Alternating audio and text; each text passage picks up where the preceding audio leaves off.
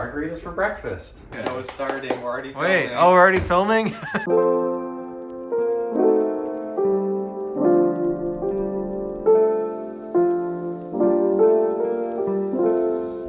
Good morning. This is Mitchell from Detroit Wildflower Nursery coming at you live. Today, we're going to be talking about how to start your own native wildflower seeds. Isn't that exciting? So stay tuned and find out more.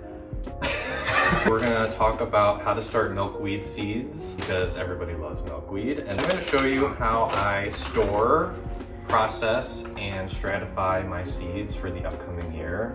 So why do we need to cold stratify seeds for them to germinate in the first place? Well, let's take a moment to consider what happens in nature. After a flower blooms in summer, it will form seeds through the fall. As the seeds mature, they'll fall to the ground or get eaten by birds and other animals.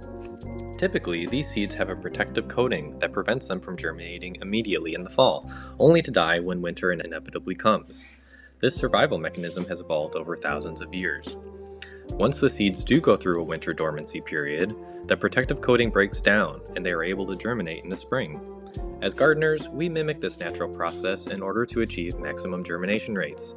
Now let's get back to the video. So let's get started. These two that I have here today are seeds that need 30 days of cold, moist stratification, but there are many other native wildflower seeds that need 0 stratification. Some need 60 days worth of winter stratification, some need 90, some need a whole summer and a winter, and some need up to 2 years before they are able to germinate. I store them in these little paper bags so that they stay dry. It's important to keep them in a cool, dry place.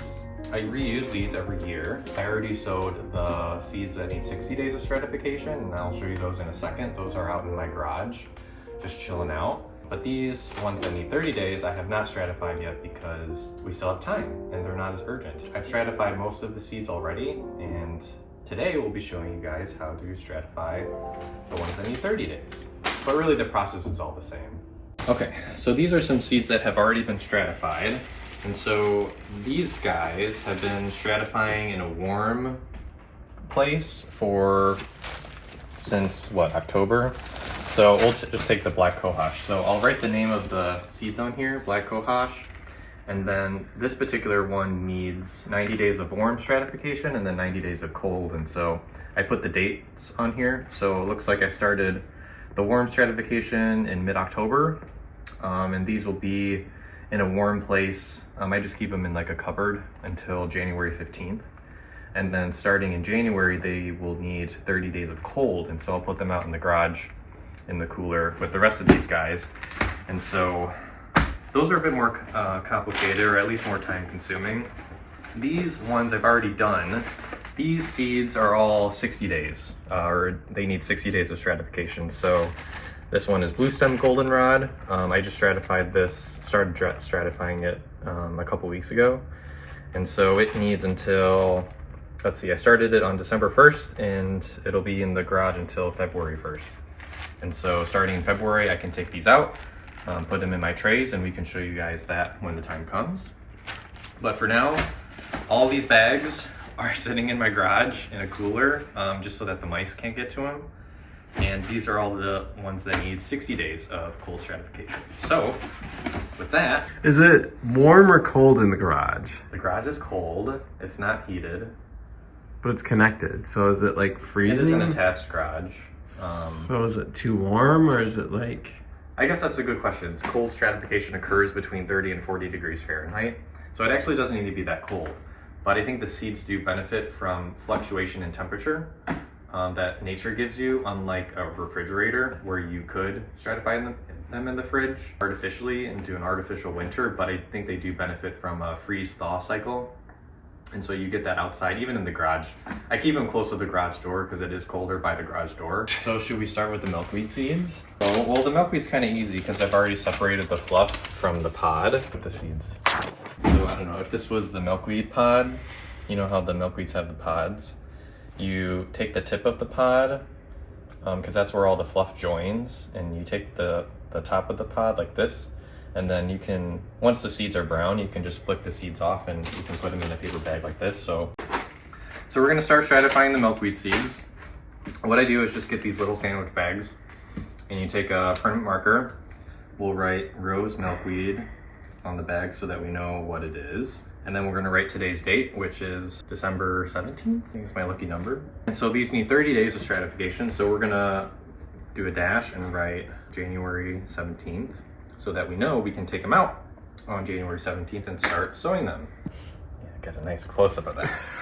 Now, we'll just take a little bit of vermiculite. This is just a bag of vermiculite that I bought at Menards, but you can buy it at any big box store. And what it is basically just like dried out rock. It's very light, but it does a great job of retaining moisture. And so what we're gonna do is take a little bit of vermiculite. We have about this much seed, and so we'll take about that much vermiculite and put it in there, like so. And why use vermiculite, you ask? We use vermiculite because it's sterile. It retains moisture very well. And if you were to just keep the seeds in there by themselves and added some water, which is what we're gonna do next, they might rot out a little bit. So this keeps them evenly moist, and so we just take a little bit of water. You don't want to get it too wet, otherwise they will rot, but you also don't want it to be too dry, otherwise the seeds will not stratify. And so just a tablespoon or two of water, but you can always add more. So start out slow and just give it a good mix. And then what I like to do is just kind of open back up, test it with your fingers. If it feels moist, then you're probably good. I think this is pretty good. I'm just gonna add a drop more. And then we'll mix it back up, get the air out. And then that's basically it. So we're gonna put this in the cooler in the garage, just like this, for it to chill out over the winter, just for 30 days, so that the seeds stratify. And that will increase the germination rate of our seeds, which we want. And we can start planting them in February.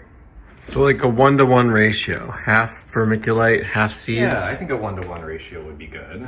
Well, I hope you guys learned a little something today. Again, this is just how I do it, but there's a million ways to do this, so feel free to experiment.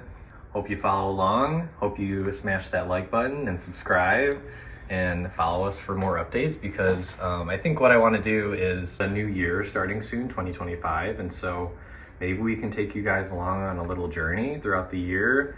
Right now we're starting with seed sowing, but we can, after this, start with how I sow the seeds, maybe how I start them indoors, move them out to the greenhouse, and then move them out to a sunny area for them to grow. And thank you so much for watching. Hope you come again soon, and we love you, we miss you. And Hello folks, native plants. Nothing gets me started in the day like some Jose Cuervo. Bottoms up. Through the snow.